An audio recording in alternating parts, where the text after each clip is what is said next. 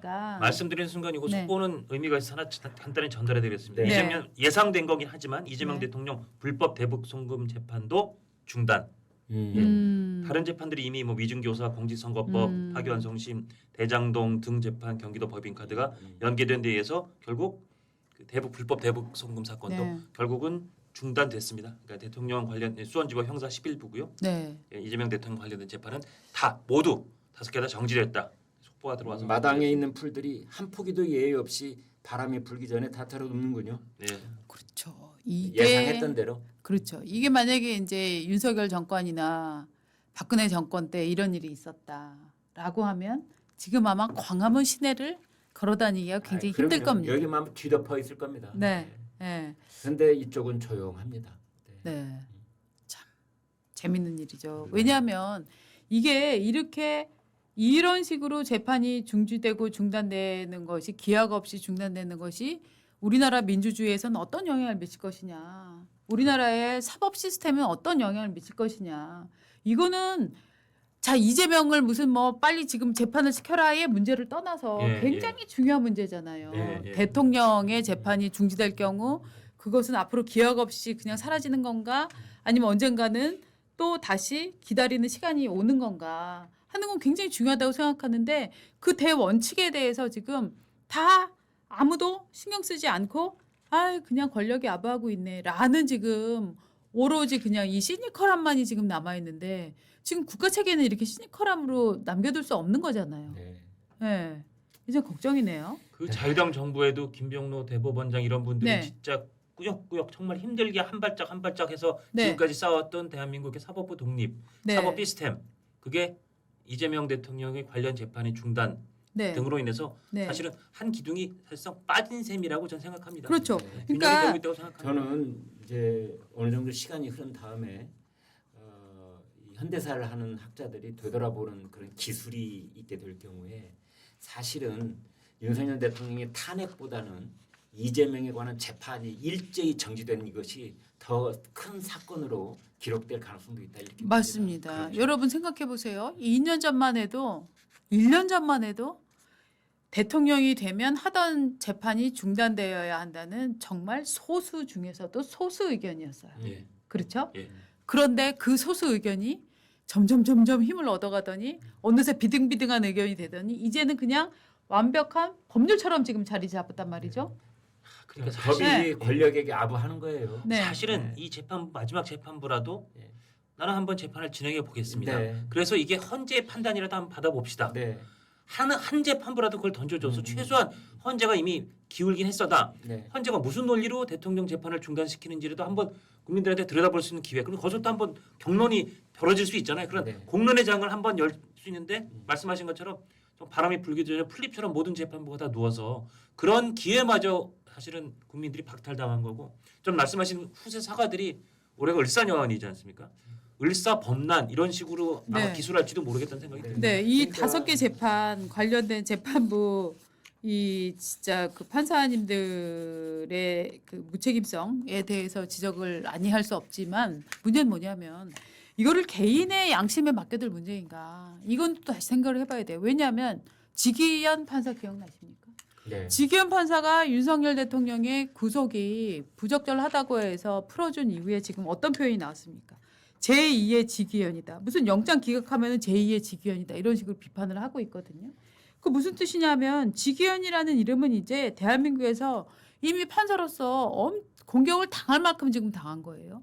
그 룸사롱에서 뭐 400만 원짜리 뭐 200만 원짜리 접대받았다. 이거 민주당이 터뜨렸잖아요. 그 위에 지금 어떻게 됐습니까?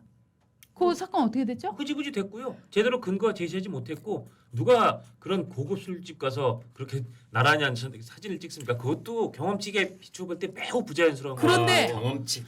그걸 김선배한테 들었던 경험치에 비춰볼 때 그런데 많은 사람들한테 지기현 이미지 조사를 한번 해볼까요? 어떻게 나올까요? 지기현 부정부패 판사, 룸사롱관 판사, 문제 많은 판사, 뭔가 이상한 판사 이렇게 나올 겁니다. 지금 지기현은 법률을 정말로 엄격하게 해석하는 판사가 아니라 지기현 문제 많은 판사, 친윤 판사, 이상한 판사, 룸사롱 판사 이렇게 나와. 그러니까 이렇게 된다면 어떤 판사가 자기 인생이 앞으로 이 판단을 내리는데 이 판단 하나로 내 인생은 앞으로 끝장이 난다.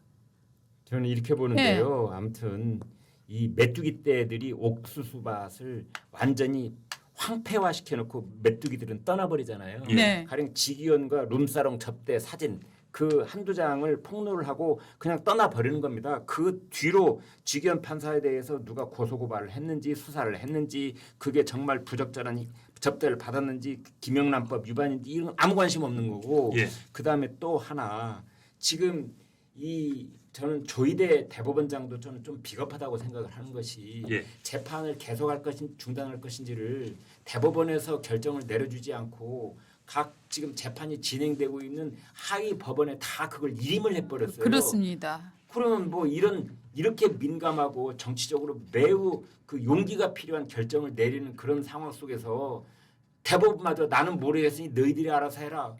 그러면 밑에 있는 그 법관들이 어떻게 하겠어요? 그러니까 이게 결국은 국민의힘이 정확하게 살아 있어야 이런 데도 같이 대응을 하고 그렇죠. 하는데 이게 포인트입니다. 예. 국민의힘의 107명이 네. 매일같이 정말 전부 다 머리 깎고 단체로 단식하면서 법원을 응원하고 그 법원 앞에 가서 재판 계속해야 된다고 격려하고 응원하고 그러면은 왜 이렇게 나오겠어요? 나 몰라라 알아서 해라. 지리멸렬입니다. 지리멸렬 진짜. 그러니까 진짜로 언젠가 저희가 이제 함께 모여갖고 정말 국민의힘이 앞으로 어떤 방향으로 가야 되는지에 대해서는 한번 허심탄회하게 얘기를 해볼 필요도 있는 것 같아요. 좀 네. 어려운 주제가 되긴 할 텐데 네, 언젠가 한번 하시죠. 네, 아주 큰 난리가 나겠죠. 예. 그래서 자. 속보도 전해드렸습니다. 결국 네, 이재명 대통령의 모든 재판은 임기 동안은 완전히 열리지 않는 거로 사실상 확정이 된 셈입니다. 오늘부로. 네. 예. 그런데 임기가 끝나면 예. 열릴 수도 있는 거 아니에요? 그렇죠.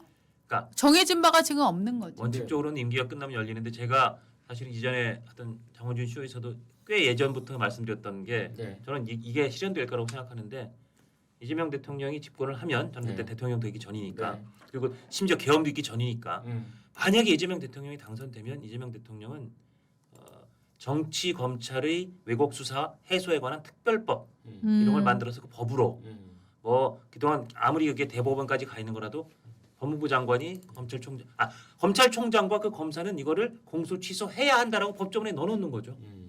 그래서 몇 가지 그런 사건들은 다 털고 그다음에 네. 이제 공직선거법 같은 거는 좀 그걸로 다 하기 그러니까 거기는 지금 이미 진행 중이잖아요. 허위사실 공표의 행위 부분을 없애서 변소 판결 받고 해서 저는 이재명 대통령 임기 끝나기 전에 다 만약에 턴다. 한 번의 임기로 아, 임기를 마치고 내려온 개헌 같은 거 없이 내려온다고 하면 그 전에 다 털 것이다. 네. 저는 이렇게 봅니다. 다 털어도 법을 고치면 털었던 것이 다시 본인에게 뒤집어 씌우게 된다. 그래서 이재명 대통령이 여기로부터 영원히 이걸 해소하는 방법은 영원히 집권하는 수밖에 없어요. 마치 맞네요. 네타냐후가 지금 예, 내려오면 예. 잡혀가는 그런 집권에서 모양새인 것처럼 내려오는 순간 네. 아니 그 반대 정당은 그럼 가만히 있습니까? 이걸 소흡할 수 있는 법 못 만듭니까? 다 만드는 거죠. 가만히 있잖아요. 근데 지금 국민의힘이 아니 지지면역에서. 지금은 그렇지만 제가 보기에는 권력의 속성상 네. 설령 국민의힘이 아니고 민주당에서 정권을 이어받아서 다른 대통령이 난다 하더라도 맞아. 제가 볼 때는 이 부분에 대해서는 안심할 수 없는 거예요. 안심할 수 없다고 안심할 수 생각해요. 없는 거예요. 우리나라 현대사 정치사를 보세요. 네. 육사 선후배들끼리도 네. 후배가 정권 딱 잡으니까 네. 선배 잡아 넣잖아요. 네. 그런 것처럼 이제 그 선배가 아니라 동기생이었죠. 아무튼 이번 경우에도 어떻게 될지 모르는 거예요. 그러니까 지금 다음에 이제 2028년에 대통령 바뀌잖아요. 아니 2030년에 예, 예. 그때 누가 될지 3년만 했으면 좋겠다는 내심을 들키신 것 같은데. 근데 5년입니다. 임기가 5년. 예. 알았습니다. 자, 그 특사 문제 미국 특사 문제 있지 않습니까? 예, 예. 요거 관련해서 이현주 의원이 참 재밌는 얘기 했더라고요. 이현주 그 최고위원이 뭐라고 얘기했냐면 예. 내가 결국은 김종인을 안고 논개가 논개했다. 됐다. 논개가 됐다. 뭐 순장했다. 예. 예. 사실 내가 김종인 특사가 싫어서 막 그런 게 아니라 당에서 이런저런 의견인 걸 내가 그냥 논개처럼 끌어안고 떨어진 것이다라고 네. 얘기를 했어요. 예. 근데 원래 이현주 의원하고 김종인 위원장하고 좀 친했던 사이 아닌가요? 친해서 돈독한 사이였죠. 그러니까요. 그 이현주는 김종인계로 분리된 적이 맞습니다. 있어요. 맞습니다. 그렇죠. 예, 예. 예. 근데 이 사이가 나빠진 무슨 계기가 있었나요? 이현주가 부산시장 나가려고 맞습니다. 했었어요. 아. 근데 그걸 아마 무슨 아, 이유에서인지 그때 김종인 비대위원장 뭐 그런 그걸 시절인 막 것 같은데 반대했거든요. 예, 그걸 네. 좀 막 발목을 잡았었죠. 네. 아, 그때 완전히 돌아선 건가요? 그럼? 그랬다가 이제 유야무야 되고 이제 이번에 그 미국 특사로 같이 이름이 같이, 올라갔잖아요. 예, 예. 김종인과 이현주하고.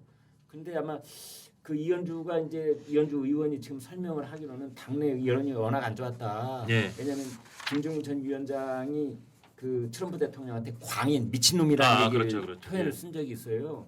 이제 그래서 이분이 미국 가는 건 적절치 않다는 게 많다. 이제 이랬거든요. 예, 예. 그러면서 본인을 논계에 또 탁 비유를 하더라고요. 네. 아무튼 이 정치인들 말하는 거 보면은 근데 저는 이 그 김종인을 외장에 비유를 한 거예요. 맞습니다. 네. 그러네요. 김종인 위원장도 얼마나 이런 표현을 보고 괘씸하게 생각하겠어요. 그러시겠는데요. 지가 논계되는 건 좋아. 근데 나를 외장에 비유를 해?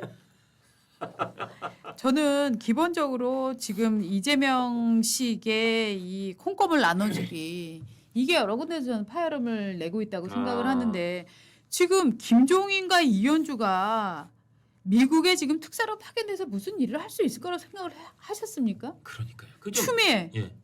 추미애 의원 유럽 가죠? EU 가죠. EU. 예. 이분이 이후에 무슨 연관이 있지요? 어떤 일을 해왔지요?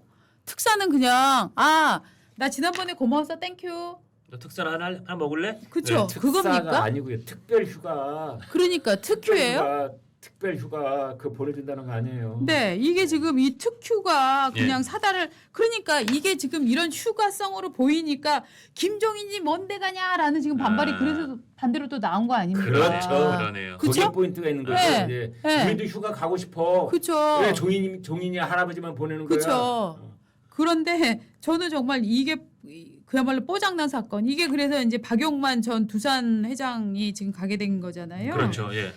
박용만 씨는 워낙에 이제 친민주당 인물이고 재계에서는 좀 드물게. 미국 네트워크도 좋다고 하고요. 네, 네. 예. 미국 네트워크도 좋고 예. 워낙 또 이런 정치적인 이런 데 관심이 많고 두산이 지금 그룹 자체는 망한 거잖아요. 뭐 망할 뻔하다 그래도 요새는 조금 네. 기사 회상해서 네. 예, 이렇게 또 두산 분들 보시다 깜짝 놀라신다. 망한 건 아니죠. 예, 망한 건 아닙니다. 아직은 아직은 네. 아니라 다시 네. 기사 그럼요. 기사 네, 회상 살아나고 있다. 네, 죄송합니다. 그건 전문 망하지 수정을 좀 않았는데. 해주죠. 예. 그런데 이 박용만 회장이 이제 여기를 가게 됐단 말이죠. 근데 저는 정말 이 이현주의 이 논개 발언을 보고 나서 야, 이 사람은 정말 아래 위 가리지 않고 들이받는 데는 최고다 그러니까. 예. 하는 느낌을 가졌는데 저는 정말 이 이현주라는 사람을 생각하면 2012년에 포스터 프랭카드가 정말 늘 떠나지 않습니다. 뭐죠? 한번 보여주실까요? 2012년에 저희 광명 을에 붙였던 건데요. MB 정권 4년 전제의 읽어보십시오. 전제 18년 그러니까 네. 18 years를 우리말로 저렇게 적어놓으면 네. 중위법처럼 쓴 거네. 야. 저 이현주 씨가 저때 그러니까 SK 변호사를 하다가 그 다음에 이제 처음으로 정치계에 들어온 거예요. 야. 그래서 민주당으로 들어와서 국회의원을 하고 싶다라고 이제 여러 사람들한테 인사를 다녔대요. 예. 그러고 났는데 저 전재희 장관의 같은 경우는 일단 저 이현주 씨하고 나이가 한 20살쯤 차이가 날 거예요. 예. 그리고 전재희가 지금 저 광명 지역구에서 18년을 한 게 아니에요.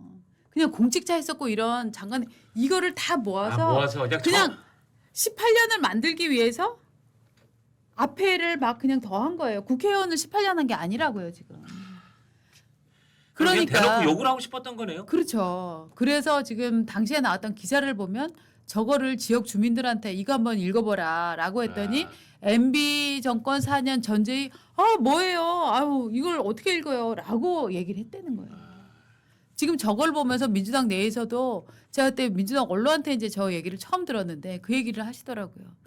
정치를 처음 시작하면서 저런 패턴으로 시작하는 사람은 자기는 처음 봤다. 처음 봤다. 그래서 이 사람 참 무서운 사람이구나. 내가 그때부터 참 예의주시했다. 그 얘기를 제가 들었습니다.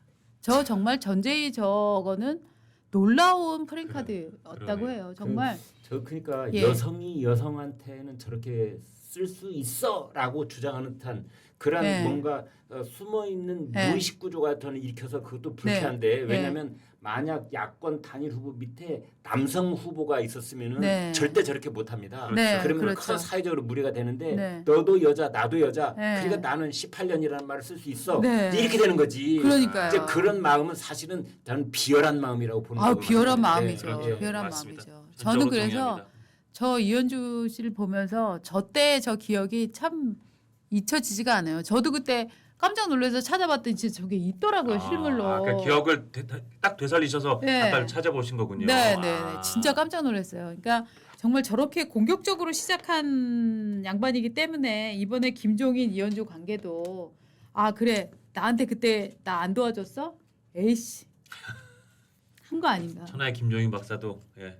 그렇죠. 천하의 김종인도 이현주한테는 당한다. 그때 그러네요. 이런 얘기가 네. 있었어요. 그러니까 주미 특사를 보낼 때 네, 한덕수 전 국무총리하고 네. 최상목 전 경제부총리를 보내면 네, 기가 막힐 것이다. 맞습니다. 두 분 다 경제통이고 또 미국 미국통이고 예, 특히 그래서 한덕수 총리는 이걸 예. 보내면 트럼프 정부가 깜짝 놀랄 것이다. 네. 그리고 이재명 정권을 다시 볼 것이다. 그래서 이렇게 해가지고 이재명 대통령 지지율이 10% 포인트쯤 올라가는 거 아니야? 네, 그런 생각을 했거든요. 예. 근데 뭐 그러지는 않더라고요. 네. 아니, 그러니까 지금 동관님도 이현주가 국힘당에 있을 때 어떤 소리를 했는지 소개 한번 하시죠라고 말씀을 하셨는데 그 진영을 넘나들면서 굉장히 강하게 행동을 하는 분들이 있잖아요. 맞습니다. 예. 정치라는 게 뭐 이런 분들의 인기를 버릴 수는 없겠지만 정말로 그런 생각은 하게 됩니다. 그러니까 보수가 특히나 이제 이를테면은 넘어온 자, 전향자들한테 굉장히 너그럽잖아요. 예. 근데 이게 정말 보수가 오래 갈 길인가 이거에 대해서는 한번 또 생각을 좀 해봐야 된다. 그런 생각이 좀 들어요. 그 이현주 의원이 네. 그렇게 센 발언하고 네. 넘나들면서 그래서 아까 우리가 잠깐 얘기했었던 문진석 네, 민주당 원내수석이 네, 사실은 이분 기억하시겠지만 어제도 명언을 했어요. 망언 겸 명언.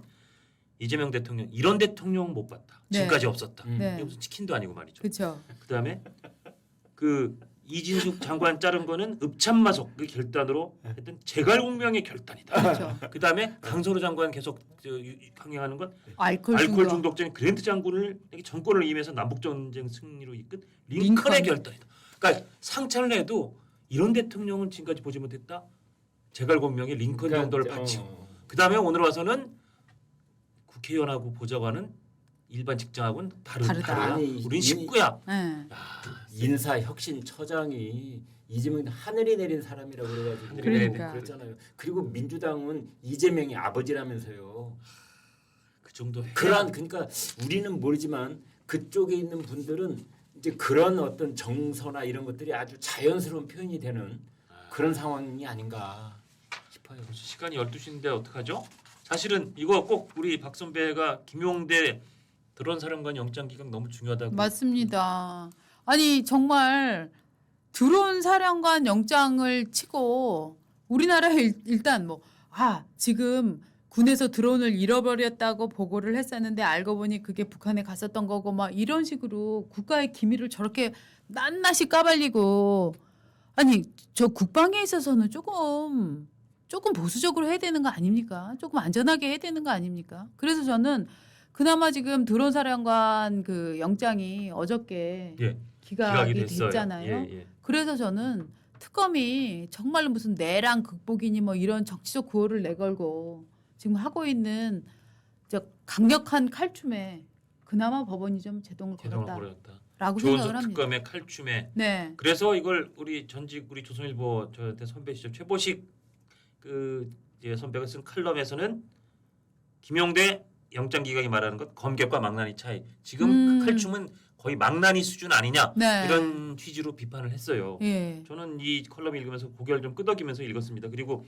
아까 말씀하신 국방위 정보위 간사인 박선원, 사성장군 출신 김병주, 국방부 대변인 출신 부승찬 의원은 1급 군사 비밀인 평양 드론 침투 작전이 언제 어디서 누가 어떻게 육하 원칙으로 세부 내역을 모두 공개했다. 네, 마치 김정은에게 우리 군의 비밀 작전 동향 보고서를 그대로 갖다 바치는 것에 비유될 정도였다. 맞습니다. 드론을 백령도에서 쏘았고 101 부대가 쐈다. 이런 걸 다 김병주 입에서 나왔잖아요. 네. 5차례 쐈다. 날짜까지 다 적시를 하고. 그리고 우리나라 어느 비밀 작전 지도를 고스란히 김정은한테 그러니까. 갖다 주는 거하고 똑같은 거거든요. 물론 그 이전에 그런 뭐 김병주가 처음 한 얘기는 아니고 이렇게 저렇게 보도가 된 내용이긴 하지만 그렇다 하더라도 아무튼 이 김용대 그 드론 작전 사령관에게 외환죄 적용이 어렵자 일반적 이적 행위다 이런 말로 했는데 가령 우리 대한민국 상국으로 북한의 드론이 25번이 넘어왔대요. 예. 이제 그래서 거기는 대응으로 자기가 적극적으로 추진을 해가지고 이제 이북으로 우리 드론을 5차례인지 몇 차례인지 날려 보냈다는 건데 이제 이런 것을 이 비밀 작전을 네가 허위 공문서를 작성했다. 네. 이래가 지금 엮어 넣는 거거든요. 그렇죠. 예. 그렇죠. 허위 공문서. 네. 허위 공문서라는 게 뭐냐면은 비밀 작전이기 때문에 비밀 작전을 그대로 표현하지 않은 문서를 만든 겁니다. 아 비밀 이걸- 작전의 특성 같은 거네요. 특성인 거죠. 예. 가령 우리 북한으로 드론이 5대가 갔다라는 것을 뭐라고 표현했는지는 모르지만 구체적으로는 가령 남쪽으로 병력이 이동했다 뭐 이런 식으로 표현했다고 해보자고요. 예. 근데 이걸 이제 허위 공문서다, 은폐다 이래 가지고 지금 특검이 일반적 이적 행위로 몰아넣고 있다는 건데 이적 행위는 이게 이적 행위가 아니라 우리 군사 기밀을 까발리고 있는 김병조, 박선원, 부승찬 이런 사람들이 사실은 이적 행위를 하고 있는 거라고요. 맞습니다. 맞습니다. 정말 저도 진짜 동의합니다. 그리고 지금 검찰이 이런 행위들을 정말 특수한 군대 행위들을 정치적으로 드라이브를 걸기 위해서 이렇게 수사를 진행해가면서 막 브리핑하고 이러는 거 예. 이게 저는 이적행위라고 생각을 해요. 지금 네. 기억들 나세요? 특검이 세 곳이 지금 한 달 전부터 발동이 걸렸잖아요. 예. 네. 압수수색 몇 번 했을 것 같아요. 뭐 벌써 압수수색했으면은 한 지금 거의 매일같이 한 네. 10곳 이상을 네. 뒤지고 있는데 참고인들도 다 압수수색을 하고 그러니까요. 자택 사무실까지 뭐 그것만 하겠어요. 다 휴대폰도 다 들여다보려고 할 거고 저명한 종교인들 자택도 예전 같으면 그런 일 정말 상상도 못했을 텐데. 여의도 순복음교회 예. 담임 목사 뭐 근데 김장한 순복음교회 예. 뭐 이런 데는 저는 반발이 셀 줄 알았더니 없더라고요. 별로. 극동방송 이사장 네. 그러니까 예. 지금 제가 봤을 때 이 망나니 춤 정말 실감이 나는 게 제가 그래서 물어봤어요 인공지능한테 야 음. 세 곳 특검이 시작돼 가지고 지금까지 압수수색 몇 번 했어 그랬더니 인공지능 네. 대답이 너무나 많아서 그리고 매일같이 몇십 건씩 터지고 있기 때문에 그 숫자를 헤아리기가 매우 곤란합니다. 그래가지고 이제 그거를 특과를 시켰어요. 예. 내란 특검은 몇 번 했어 그랬더니 쫙 나오더라고요. 아. 내란 특검이 압수수색을 47번인가 했어요. 그러면은 비슷하게 했잖아요. 김건희 특검도 그 비슷하게 네. 하고 뭐 최상병 특검도 아니 올 지금도 하고 있을 거예요 아마 지금도. 그렇죠. 예. 일일 아마 일일 한 진짜 거의 시간별로 할 수도 있어요. 이게 망나니 춤이 네. 아니면 뭐가 망나니 춤인지. 네. 아 여러분, 아유, 1시간 반을 또 그러니까요. 쉼없이 달려왔습니다. 네 여러분 오늘도 좋아요를 조금 눌러주시고 많이 공유도 해주시고 또 댓글도 남겨주시면 감사드리겠습니다.